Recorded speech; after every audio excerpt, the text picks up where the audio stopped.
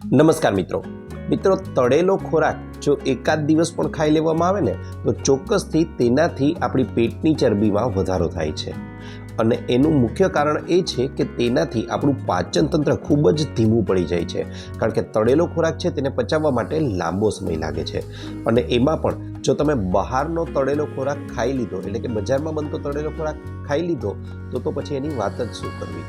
કારણ કે બહાર જે કંદોઈ હોય છે તે એક તો રિફાઇન્ડ તેલનો ઉપયોગ કરે છે અને તેની સાથે સાથે એક જ તેલની અંદર તે વારંવાર વસ્તુઓને તળિયા જ કરે છે અને તેના પરિણામ સ્વરૂપે આપણા શરીરમાં ખરાબ ચરબી, આવો ખોરાક ખાવાથી ખરાબ ચરબી તો જમા થાય જ છે, પણ તેની સાથે સાથે આપણે ઘણી બધી બીમારીઓને આમંત્રણ આપીએ છીએ આપણા શરીરમાં આવવા માટેનું. માટે જો પેટની ચરબી ઓછી કરવી હોય તો બને તેટલો તળેલો ખોરાક છે તેને અવોઇડ કરો, ઓછું કરવાનો આગ્રહ રાખો. આભાર.